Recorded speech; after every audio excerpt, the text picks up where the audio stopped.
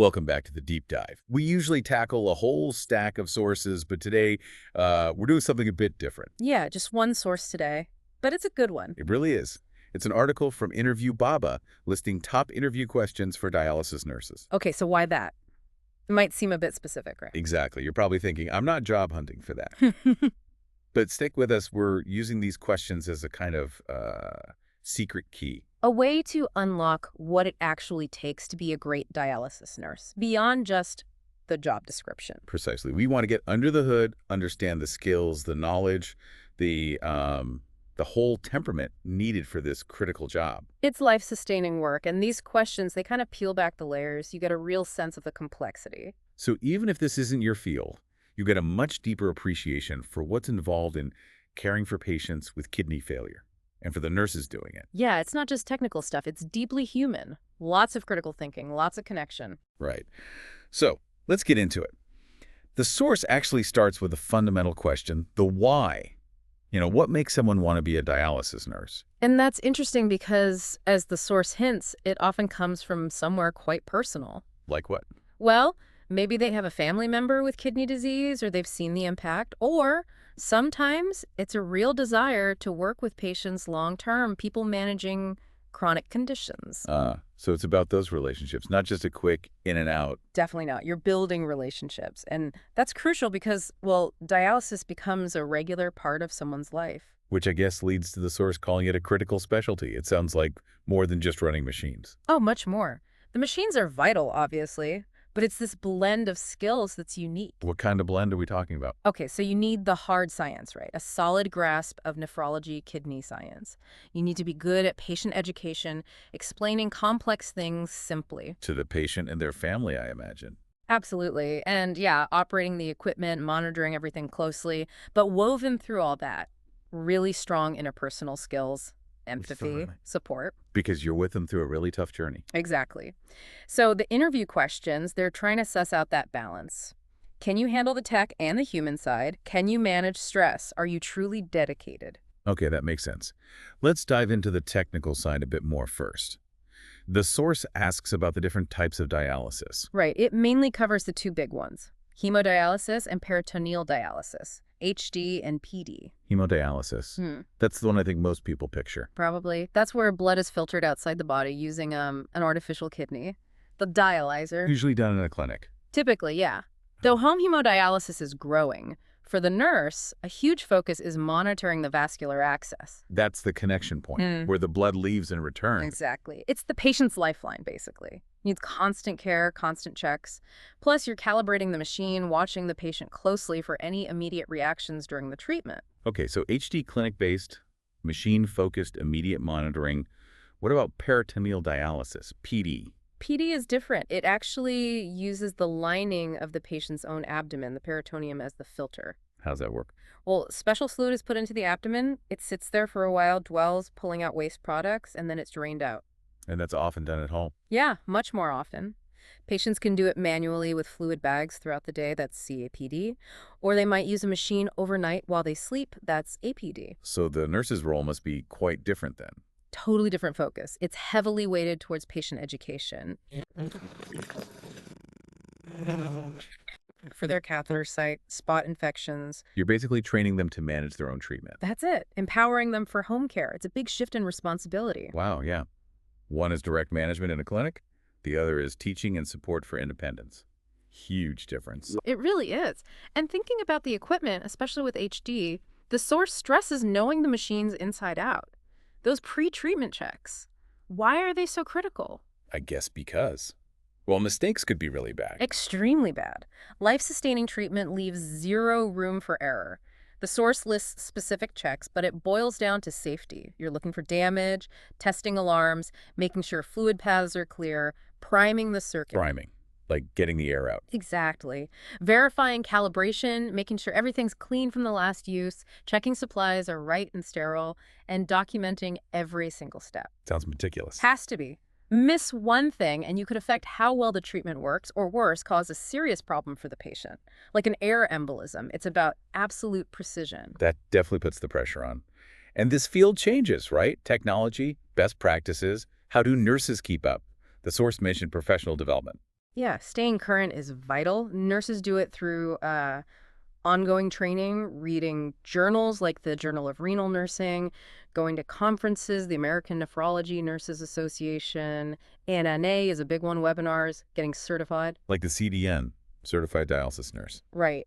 That certification itself requires ongoing learning to maintain it. It pushes you to keep your knowledge sharp. Okay, got the technical base covered. But you said earlier it's deeply human. Let's shift there. Patient care, the interpersonal stuff, non-compliance. That must be tough. How does the source say nurses handle that? It is tough. And what's revealing in the source's approach is that it's not about blaming the patient, not seeing them as difficult. It's about understanding why they might be non-compliant. Exactly. There can be so many barriers. Maybe they can't get transport. Maybe they're just emotionally overwhelmed. Maybe they don't fully grasp the risks of skipping treatment. So what's the strategy then? It starts with listening, really Yep. listening. Empathy is key. Then it's education, but delivered kindly, explaining the why without judgment. Working with them, not against them. Precisely. Setting realistic goals together, connecting them to resources, social workers, maybe support groups, and lots of follow-ups. It's very patient-centered. That education piece seems huge, especially with something as complex as dialysis, making it understandable. How do they do that? It's like being a medical translator sometimes. The source mentions finding out what they already know, how they like to learn. Tailoring it? Yeah, personalizing it, Right. using simple terms, no jargon. Visual aids help a lot, diagrams, models, and then checking they've got it. How do you check? Not just any questions, but asking open-ended things like, can you tell me in your own words what you need to watch for? Providing written stuff, too, websites. It takes real patience. You can really see how communication is just as critical as knowing the machines. And dialysis isn't just physical, is it? The emotional side. How do nurses support that? Yeah, the psychological strain is immense. Support means, well, again, active listening, offering reassurance, sometimes just being a calm presence. And education helps anxiety too, right? Yeah, Knowing what to expect. definitely. Knowledge reduces fear. Also, encouraging things like support groups, connecting patients with others going through it, and crucially, knowing when the patient needs more specialized help, like from a mental health professional. It's holistic care. What about managing actual physical discomfort during treatment? Pain. Absolutely. That's addressed too. Regularly asking about pain, using pain scales, managing medications effectively, helping find comfy positions. Treatment can take hours. Distraction techniques too. Yeah, sometimes just chatting or offering music, TV, and really encouraging patients to speak up if something doesn't feel right so adjustments can be made quickly. Building that initial trust with a new patient starting dialysis, that must set the stage for everything. It's fundamental. The source stresses listening to their fears right away. They're likely scared, overwhelmed. So empathy first. Always. Explaining clearly what will happen helps ease anxiety. And just being consistent, reliable, that builds trust over time. You adapt to each person. The source even gets into end-of-life care. That has to be incredibly difficult. It requires immense compassion. The focus shifts entirely to dignity, comfort. The source talks about working closely with palliative care teams. Facilitating those tough conversations. Yeah, about wishes, advance directives, and providing huge emotional support, not just for the patient, but for the whole family. It's about honoring their journey right to the end. Okay, shifting from the deeply personal back to operations. Infection control.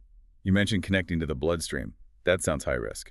It is the non-negotiable. The source details aseptic technique, basically, all the steps to prevent infection, because an infection in dialysis can be devastating. What does that involve specifically? Rigorous hand washing, obviously, before and after any contact, using PPE correctly, gloves, gowns, masks, eye protection, every time. And the equipment. Ensuring everything is sterile or properly disinfected, single-use items used once, disposed of correctly, keeping the patient's station and the whole environment meticulously clean, and teaching the patient about their role in hygiene, too. It's a shield, really. Sounds like a busy environment too. Multiple patients.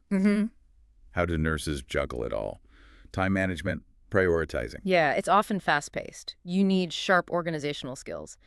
The source mentions things like triaging, figuring out who needs what most urgently. Making schedules work efficiently. Right, minimizing downtime between patients, delegating tasks appropriately if you can, and just being ready to adapt because things rarely go exactly to plan. How do you prioritize when everything seems important? You assess urgency and importance, maybe make quick lists, schedule the absolute must-dos first, and constant, clear communication with the team is vital so everyone's on the same page. With all that going on, I bet documentation has to be spot on. Attention to detail. Absolutely critical for making sure the next nurse knows exactly what's happened, continuity of care, and frankly, for legal reasons too. What's the key to good documentation here? Doing it right away while it's fresh, double-checking entries, using standard terms so everyone understands, staying updated on protocols. It's the official record. What happens when things go wrong? Uh, Emergencies. The source gives an example, like chest pain during treatment. Right. This is where quick thinking under pressure is tested.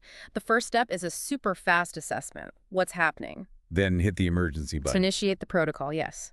And usually, stopping the dialysis treatment immediately is crucial. Staying calm for the patient, for the team, providing emergency care if needed, like CPR, Getting help. coordinating with the team, calling for emergency services, and then afterwards documenting every single thing that happened. It's about decisive, rapid action. Clearly not a job you do alone. Teamwork keeps coming up. How does a good nurse contribute to the team? It's all about collaboration, working closely with other nurses, techs, dietitians, social workers, sharing ideas, identifying best practices together. The source mentioned a standardization project. Yeah, like participating in efforts to improve how things are done across the unit. Open communication is key. Giving and taking feedback constructively. It's a shared mission. What about when team dynamics get tricky? Handling difficult colleagues. Happens everywhere, right? But here, patient care absolutely has to come first. The source suggests staying professional, trying to communicate directly and respectfully to sort it out, Seeking common ground. if possible, and knowing the right way to escalate the issue if it can't be resolved and it's affecting care or safety. And receiving feedback yourself. How do good nurses handle that? The source frames it positively. Feedback is a gift, basically. For positive stuff, be gracious. For criticism, Don't get defensive. try not to. Listen carefully. Reflect. Then talk about how to improve. The example was about documentation needing more detail. The nurse didn't argue, they sought out training and mentorship. That's the ideal. And it sounds like nurses aren't just doing the care, they're improving it. Quality improvement. Hugely important. Nurses are often right at the forefront of seeing where things can be better. The source had that great example of reducing bloodstream infections. Slay BSI. What do they do?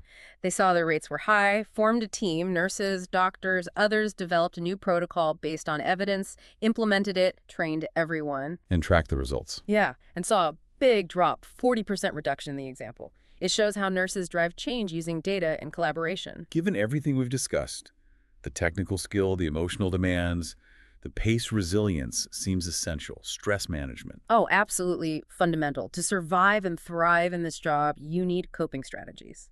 The source mentions self-care basics, exercise, diet, sleep.